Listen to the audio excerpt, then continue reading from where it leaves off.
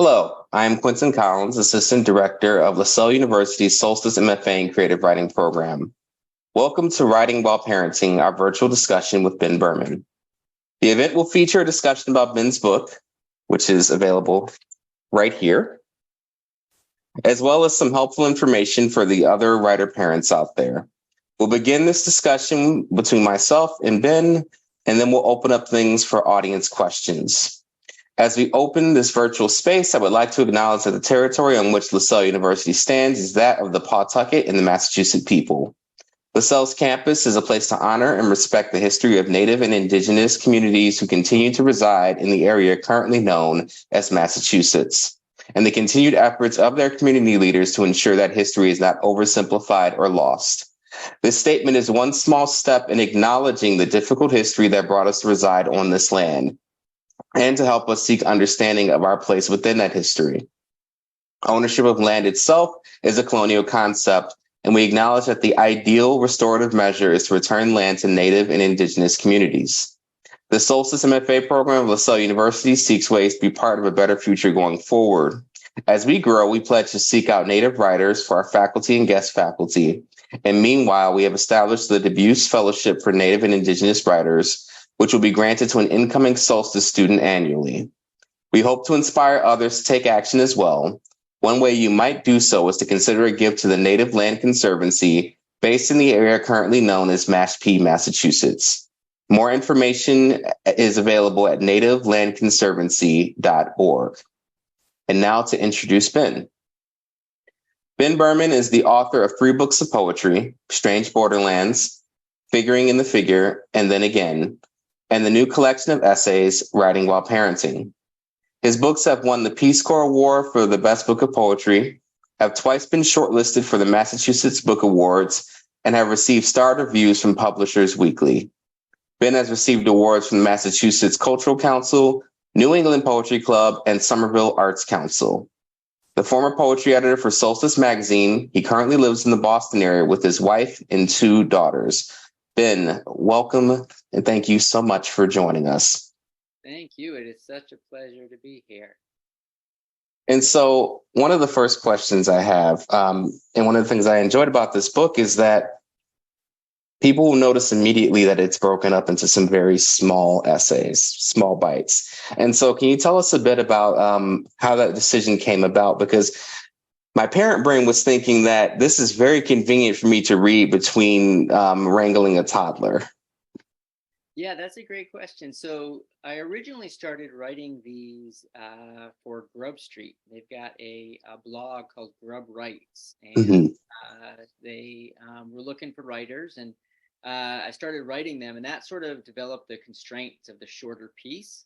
And in some ways, helped me think about the audience as well. I was thinking about writing it for, beginning writers or sort of people, in the middle of their journey of the writing career. And I actually wrote the column for about 5 years, starting Wow. starting from when my girls were about 1 and 3, all the way up until they were 6 and 8. So that sort of created the larger structure of the book. And was one of the sort of primary reasons why the essays were so short. Oh, very convenient for me in my life right now. And so would you say that it also kind of helped? I know you talk a bit in the book about getting to places where you can really find some sense of like routine and that just being sitting down and actually getting to write. Would you say that writing in a shorter form also helped with that as well?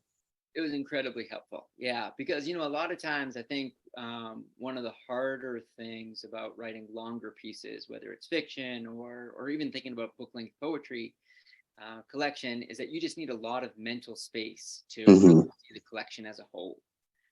So writing smaller pieces where the entire world is, either a single poem or, contained within 750 words, it's much more manageable when you have very sort of short bursts of time to work on. Yeah, it's so funny because people used to ask me when my daughter was first born, and this is when I was really like wrapping up my second book. They were just like, oh, so like, are you just not really getting a lot of writing done? And I was like, oh, no, I'm getting a lot of writing done. Like she sleeps, I write, My wife is like hanging out, like, and the baby's sleeping. We're just kind of like, oh, we actually have time to do things. And I was like, yeah, this is great. This is going to be a piece of cake, no problem. And then she started talking, and then she started walking. And I had come to realize that there would be moments where, like you, I like to write in the morning. And so I'm like, all right, if I get up at 5 o'clock in the morning, I'm safe, right? I'm safe. There's no way anyone's waking up. And lo and behold, at like 5:15, she's in the room and I'm in the middle of a poem. And she's just like, yeah, I want to get up now. I'm like, you sure you don't want to go back to bed? No, I want to get up now. Okay. And then luckily mom wakes up, in a minute. And so I'm like, great, I can get back to the writing. And then like, I look at that poem and like, it's gone. It's completely gone.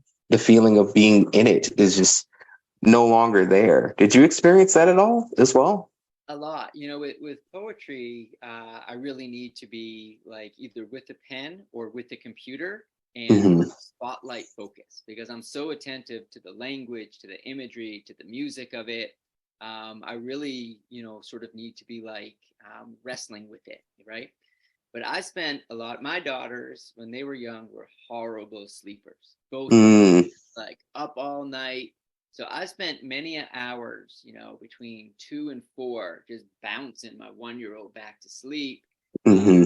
with my mind just like, drifting to various places. So in some ways, I think I turned to prose because it allowed for more like free range, imaginative writing.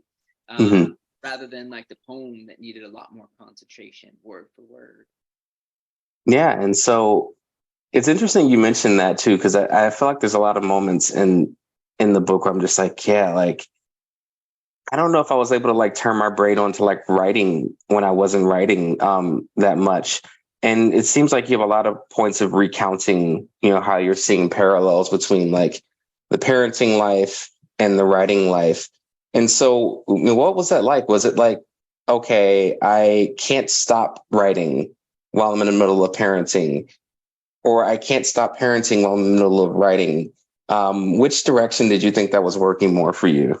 Yeah, well, it was a little bit of both. It was a little bit of Hmm. both, right? Because part of it too is that I teach creative writing classes, and so Hmm. even when I'm not necessarily working on my own work, I'm thinking about these issues and thinking about these questions.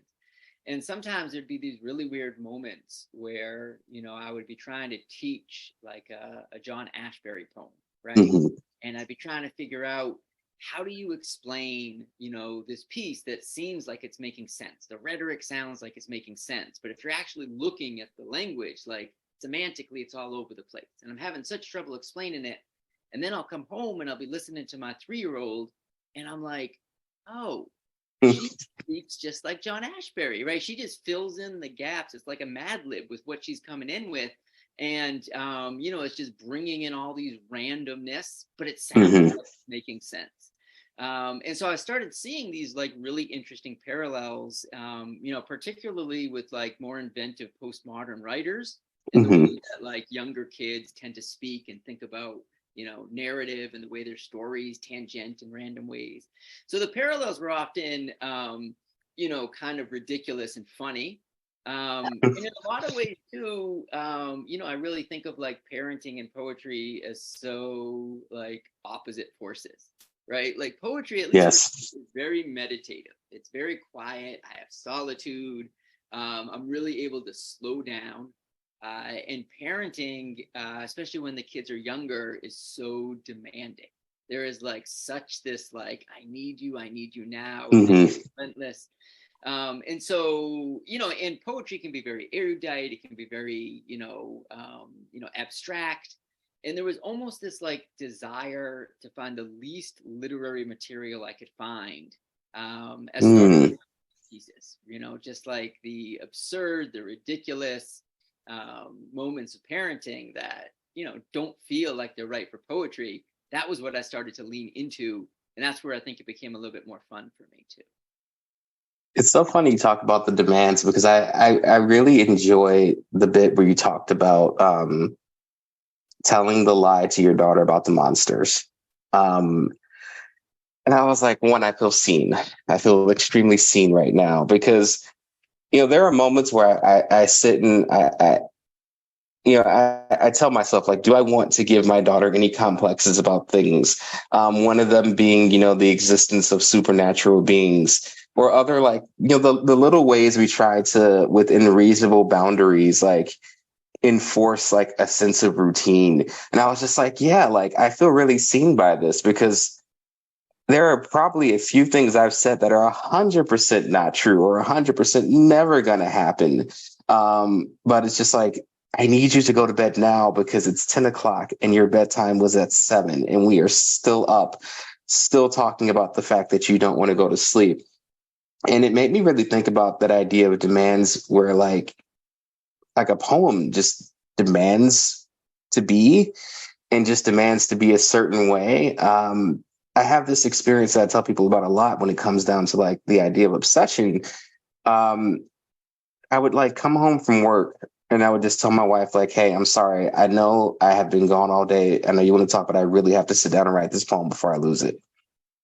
And like now it's, hey, I know I want to go sit down and write this poem, but I have to like help with potty training before there's like a disaster. Um, do you see that parallel as well? Like, like the idea of like the truth, I guess essentially like the truth that your child needed at that moment was not the truth. And then the truth that your writing sometimes needs is not the truth, but the truth that the writing itself must espouse. Yeah, I mean, I believe in tricking myself when I'm writing, in a lot of ways, right? Like Hmm. I think a lot about, craft as trickery, right? And a lot of times I've got to like trick myself out of my initial impulse of what I think I'm going to say, so that I can try to go a little bit deeper into something more surprising and more interesting. So I think there's a lot of manipulation in writing, right? Not Hmm. necessarily a bad way, but like as artifice, you're sort of putting things together and you're orchestrating it. Hmm. And as sincere and earnest as I try to be with my daughters, when I am tired or when I just do things in a certain way, yeah, I'm really thinking about how do I manipulate my daughters, and without them knowing I'm manipulating them, right? Hmm. With having them think that it's empowerment, actually. I do Hmm. that as a teacher all the time, right? Like I believe so strongly in autonomy, in my students feeling empowered, but I believe in the illusion of that as well, so that they're making the decision that I'm hoping they would eventually get to, um, but they feel like it's their own. It's so interesting thinking about that. I don't know if your household's a Bluey fan, but there's a key episode in which the dad is trying to do non-aggressive parenting. And so the girls want to stay in the bathtub forever, and to the point that they're freezing.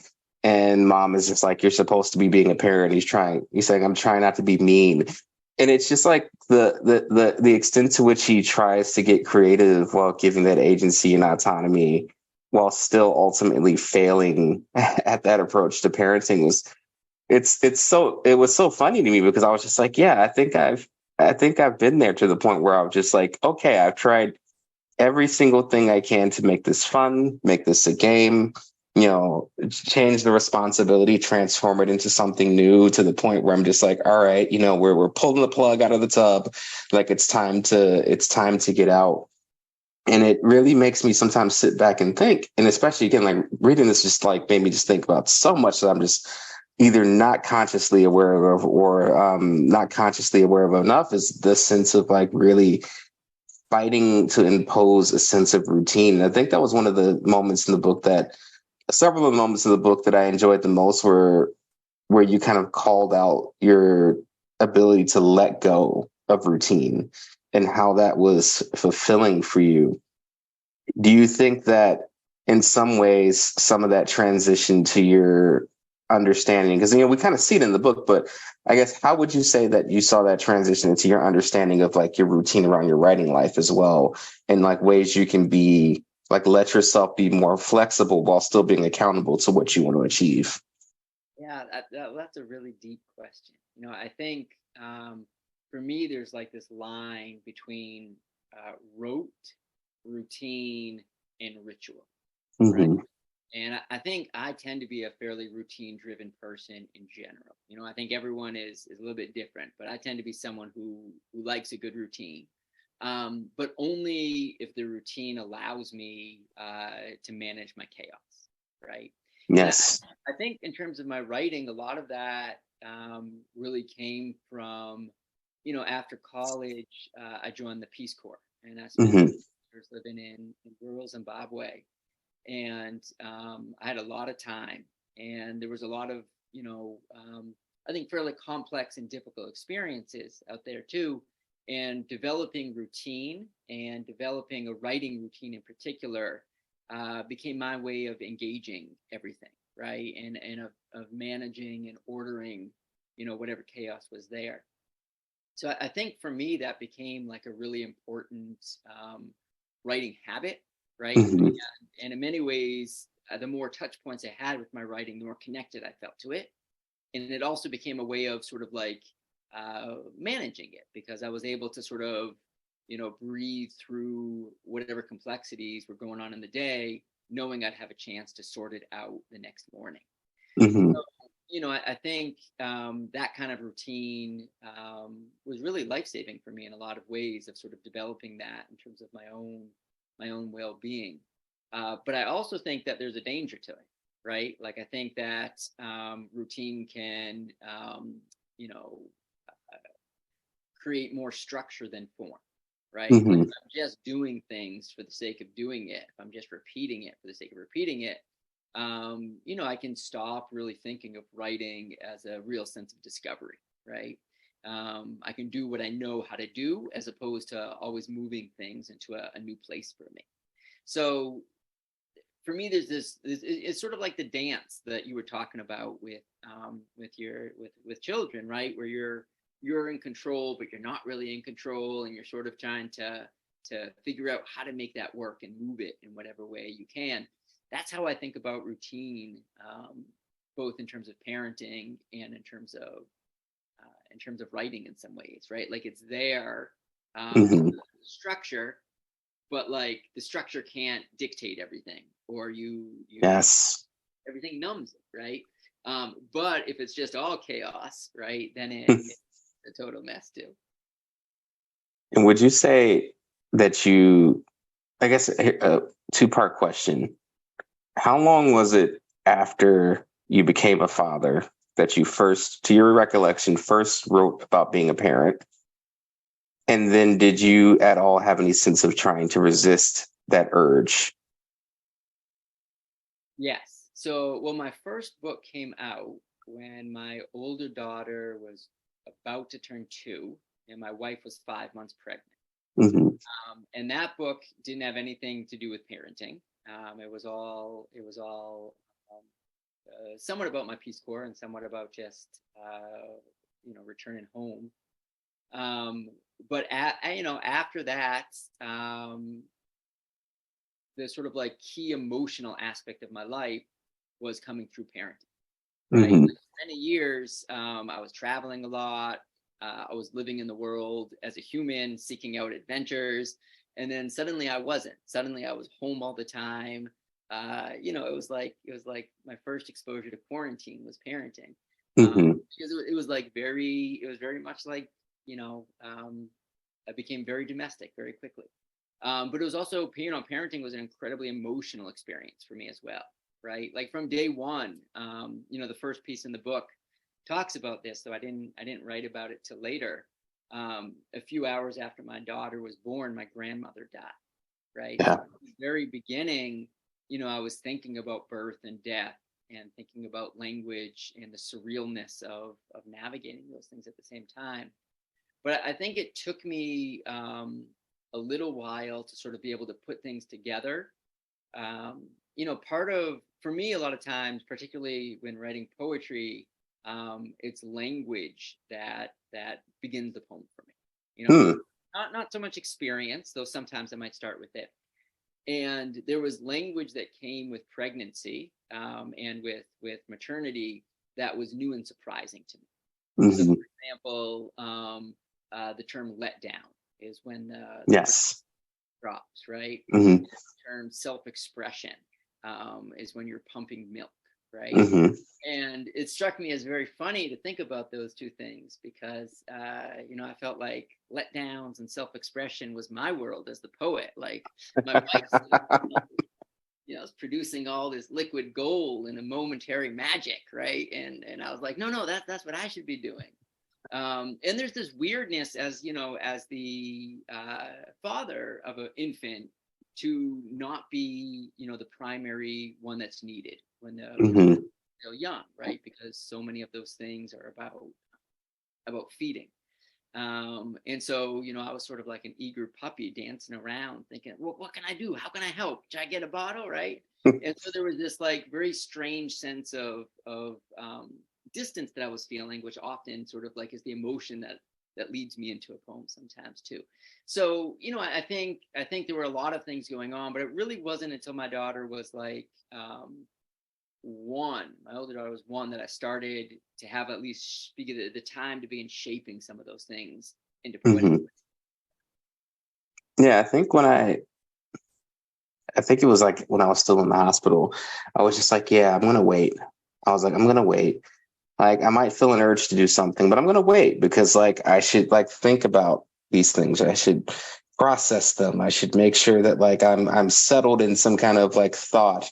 And I have more to learn before I like really probably dig into it. And like I found myself like within like weeks just writing poems, and I was just like, yeah, but like you're like you wanted to wait on this, didn't you? And like, didn't you want to wait? And I think it was just like an overwhelming urge with the sense of, I would tell a lot of people who, they were just like, yeah, like, so how's it feel? And I was just like, I'm the kind of person who's going to go like, in terms of a pregnancy, months without having like a deep emotional feeling toward the thing that's coming.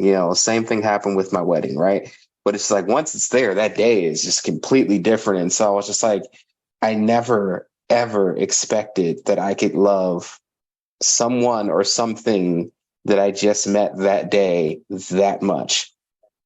And I was like, okay, like that's why the impulse is there, right? Because that's a feeling I've never had before. You mentioned like, not just the newness of maybe some new terms that are completely new, but new understandings for terms that are familiar, right? Like all these things that are just like, wow, like I never thought about that. And like, okay, so now all that's sitting up here and my hands are free because the baby's sleep. Like, what am I going to do with all of that right now? I guess I have to write some of that down, and I don't know if I really had any expectations that it was going to turn into something, but it was a really, I guess, freeing feeling at the start because I was worried. Yeah. I was worried that, okay, I'm in the middle of working on a second book.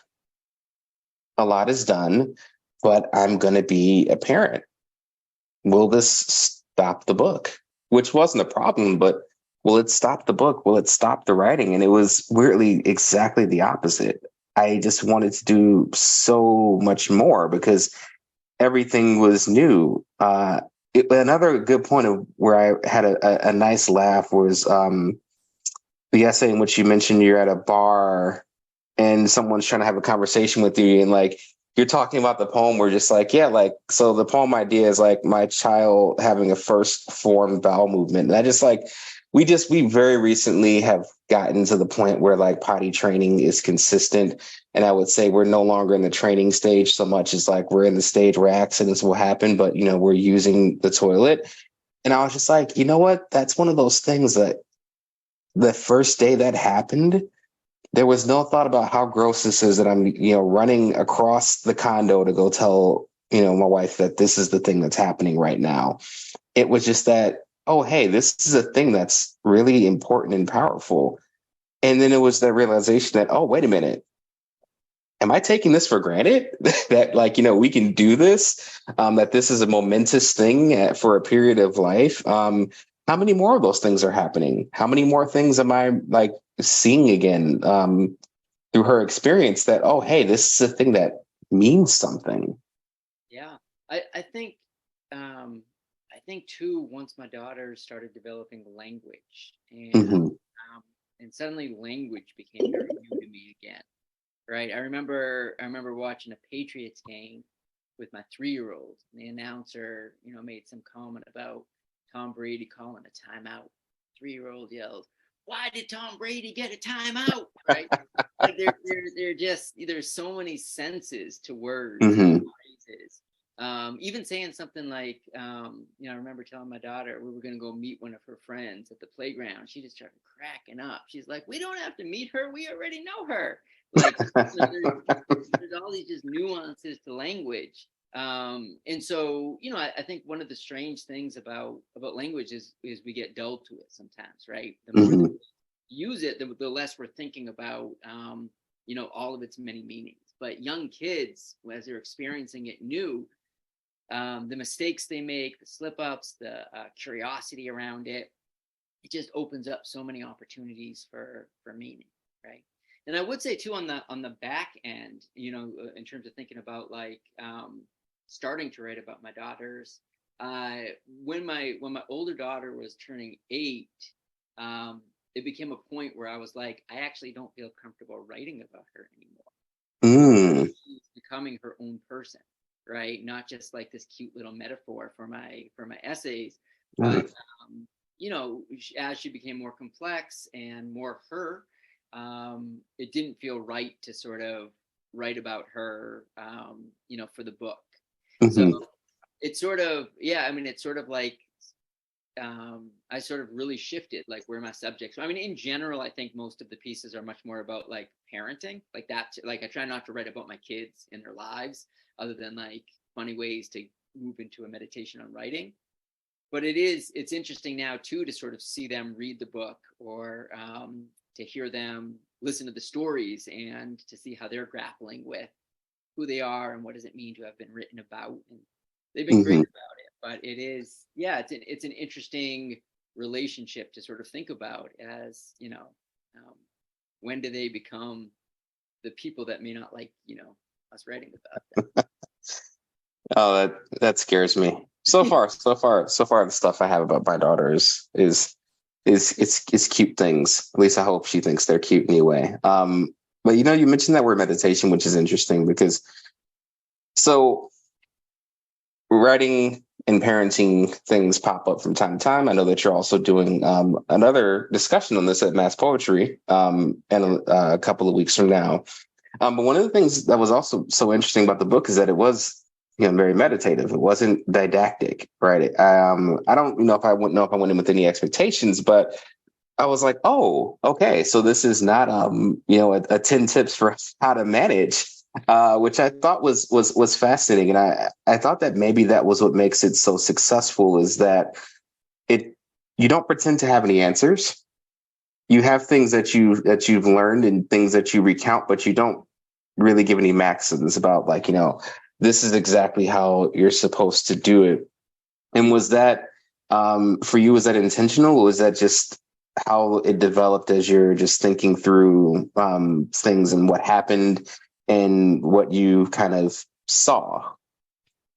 Yeah, I think I am unable to offer writing tips that are like sincere in a way that like is didactic, right? Like it Hmm. is.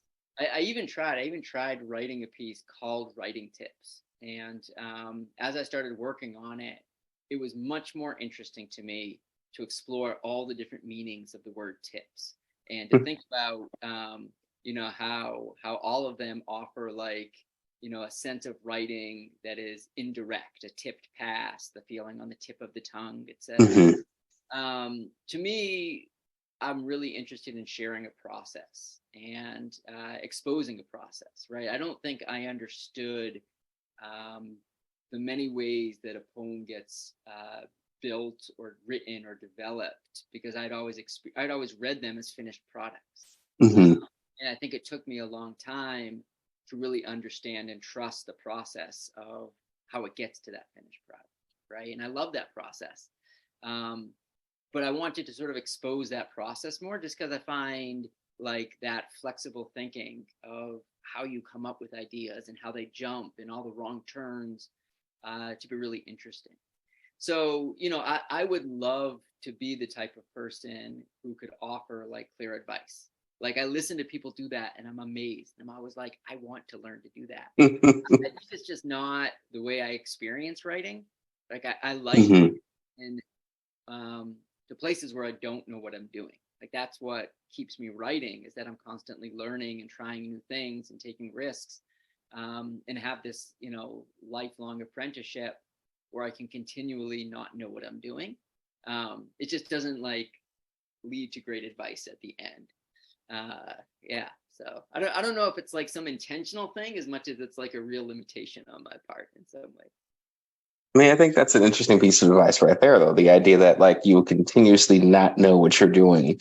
As much as I think like, I have my parents and I've seen my parents raise myself and my sisters. And now of course, I can't remember this part of my childhood. I was raised when I was like 3, but just having some understanding of that. But ultimately, like, yeah, like there's going to be a point where like I'm like 70 years old and she's an adult, and I still like have no sense of what particularly I need to do right.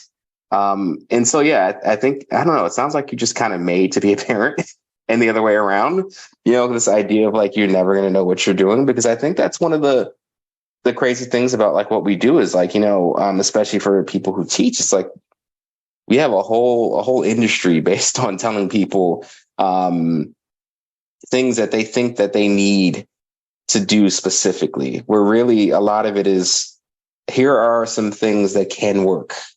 Here are some ways that things work.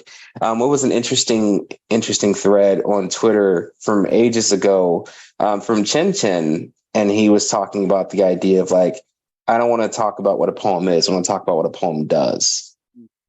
And that was just kind of mind blowing for me, because I was like, well, one, that's amazing for addressing gatekeeping, this idea of what a poem is, because that gets into some very like, it must have lines, it must do this, must do that.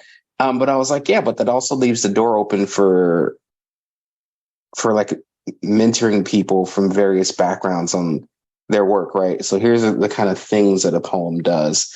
And so it's really interesting now to say that and think about like parenting, right? Like, here are some things you can do, is the way that usually a lot of those, I mean, the good articles about, like what to do when your kid is screaming at like 3 o'clock in the morning. It's like, what can you do? Not so much what you should do. I think that's a fascinating thing to consider, because I don't know. I don't know if I ever want to find myself in a position of being like the person that people think has it together in the parenting sphere. Because I feel like on a day-to-day basis, I'm learning new things and trying new things, but also the things that worked don't work anymore. So I mean, bedtime routine is probably the biggest challenge we face right now. Um, and I just sit and I think about how many different approaches did we go through within just this past year. So one approach was, all right, so the routine is going to be, we go to bed an hour earlier. All right, well, the routine is then going to be, it's going to take us about an hour. So here's what we're going to do in that time. We're going to make sure we wind down at this point, make sure we're reading a book at this point, get everybody in bed at this point. Okay, well, then that stopped working. Well, how about, well, what we can do is, because she likes the light on her sound machine on, and she asks for the light in her closet to be on, which I'm just like, we're not leaving a light on all night. So how about we turn on the light in the kitchen that she can see, and once we know she's asleep, we turn that off. That worked for 2 days. Okay, well, hey, mom held my hand until I fell asleep the other night. Can you do that? Sure. Okay. But then like after like 3 nights, it's like, okay, like my back or my knees or something really hurts from sitting on this floor and holding your hand.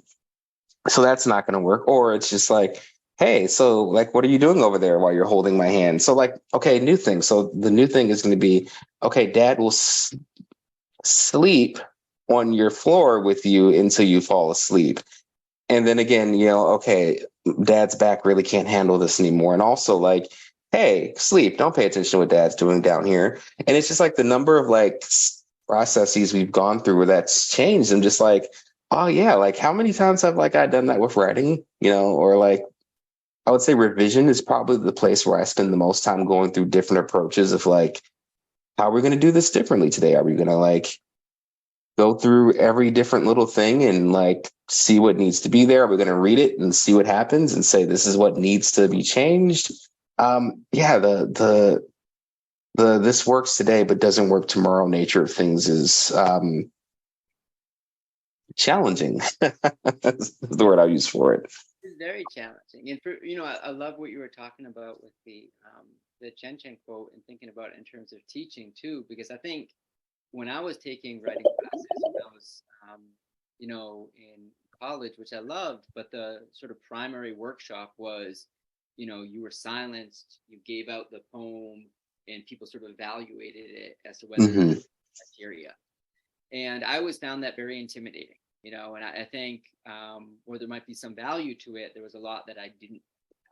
And for me as a teacher, I really tried to sort of revamp that so that students are the ones who are declaring what they want to do. And, they're coming up with their own vision for their stories and their poems. And my job as the teacher is to help them find the tools to tell the stories of the poems that they, want to get to. And sometimes those are craft tools. A lot of times they're more process tools, right? Mm-hmm.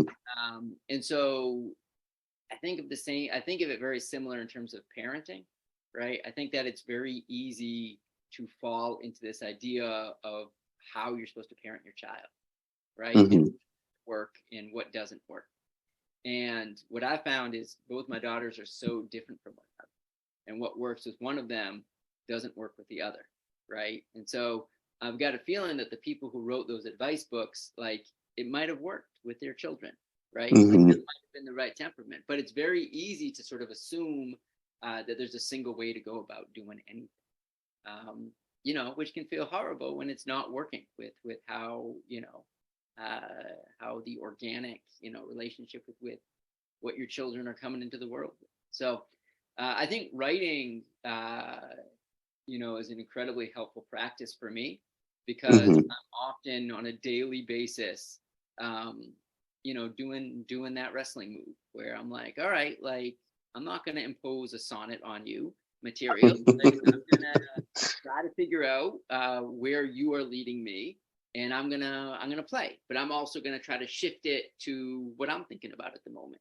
So there's this sense of play and the sense of like moving with the poem. It's almost like lucid dreaming, I think, right? Mm-hmm.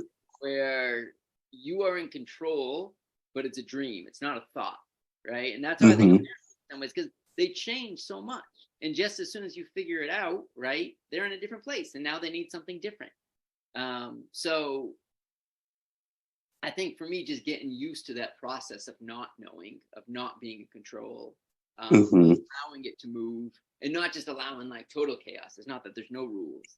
Um, yeah, I once heard Robert Pinsky say, um, he said it two ways. He said, "Here's the thing about poetry: there are no rules, but here are the rules." But other people need to hear, there are no.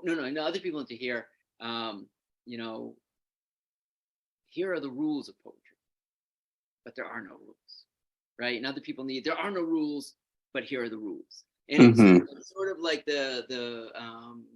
what does the person need to hear to feel powered to write the piece, right? Here's the form. Okay, now I can move it, but I don't need to follow it or do whatever you want.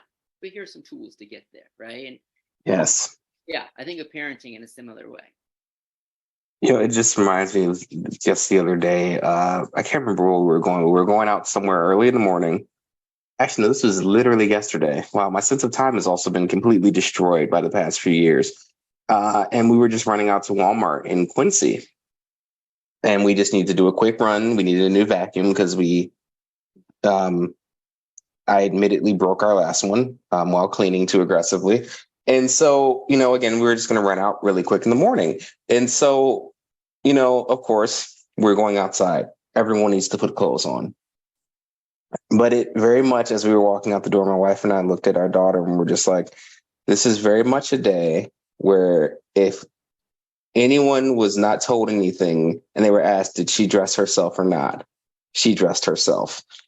And it's like, okay, you know what? It's hilarious that like she has like somewhat of a fashion sense, but also clearly dresses herself like a kid. But you know, like that's the nature of like the writing piece, right? Like, okay, so the thing is written. Does it look like how I think maybe it should have looked going out the door today to, you know, be read in Walmart and people read poetry in Walmart? No, but does it exist? Is it clothed? Is the idea in clothing, you know, of some sort? Is it mismatched a bit? Do the White Sox go with the purple Crocs? Maybe not, but it exists. And that's just like such a fascinating thought because, like, yeah, like the battle I have to, you know, fight is that clothing needs to be on. But do I have to continue to push it toward, all right, so also we're gonna make sure that you look like we give some care to your clothing. Because ultimately, like one, we can't control what anybody thinks about how we parent or how we write once it enters the world. And two, it's going to do its own thing. Like it's all going to just do its own thing once we kind of let it go and once we let it blossom. It's just, yeah, that's probably the place I would say the greatest example for me as a writer parent of like this autonomy and where it lines up is my daughter's desire to not only pick her own outfits, but even when shopping, to be opinionated about which clothes she'll get. And that's something, you know, before it was just like, yeah, like, you know, that's pretty, mom. That's pretty. I love that. That's pretty. It's just like full out temper tantrums if she doesn't like something. And it's not even like, okay, it's a weird thing or a stuffy thing or something where, you know, whatever. It's just like, no. It's just not the right kind of pretty. Yeah, it is. It's a fascinating thing to sort of work through, right? In terms of, I love the idea too of once you bring something out into the world and how other people are seeing it, right? Mhm. Yeah, there's a certain level of dissonance where there's like this incredible intimacy, right, of a relationship between a parent and child, or a writer and a poem, um, and then it's very strange to see that thing out in the world. Mhm. I used to love, I still actually love spying on my kids, and watching them when they don't know that I'm watching them on the playground, or listening into their conversations, not in some like intrusive way, but in a way that I get to see a different side to them, right? Mhm. Um, yeah, and I always find that too, interacting with readers or getting a chance to talk with someone who sees things that I didn't see, in a piece, that I'd written. It's like this really interesting way of seeing your life through a different window, right? It can be a little scary, it can be a little vulnerable at times too, but it always gives like a really interesting perspective. Yeah.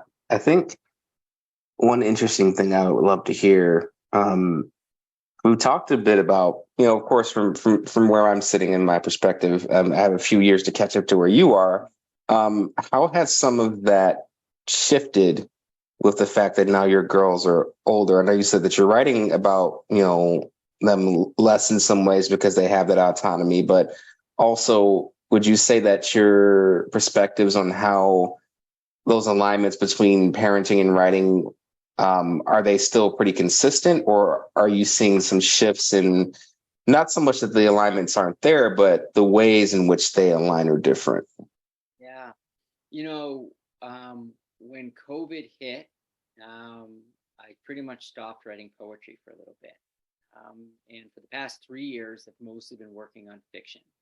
Hmm. I've written a couple of novels that I'm still working on, but I sort of wanted to enter imaginary worlds that were far away and build worlds and learn new ways to tell stories. And and it was a great experience, and I really loved writing. I've always written fiction, but usually shorter pieces. Um, but I've found that a lot of the emotional reality that I'm sitting with, whether it's coming from parenting or from the rest of the world, I'm finding ways to bring into the fiction, right? Mhm. So it feels freeing in some ways to write about those emotional truths, or to explore the truth of different emotions in ways where I don't feel like I'm writing directly about my children. Mhm. I'm thinking about those relationships. Both of them involve fathers and daughters as central characters in the novels, but much older. Adults Mhm. opposed to younger children. Um, but I think for me, I think I was very closed emotionally for many years. Like it was sort of my way of dealing was sort of like closing a little bit. And writing was the one space that allowed me to really open up and explore things, in a way that talking didn't allow me to, or just even being in the world. I wouldn't necessarily sort it out until I was writing. And I think parenting really changed that. I think I've been, I'm sobbing half the time, almost Mhm. like it's just really shifted. I think how effusive I am in my ability to express emotion. Sort of like what you were talking about, that like intense love that you immediately feel, or can feel for a child on that day one. I think it really changed me in some ways.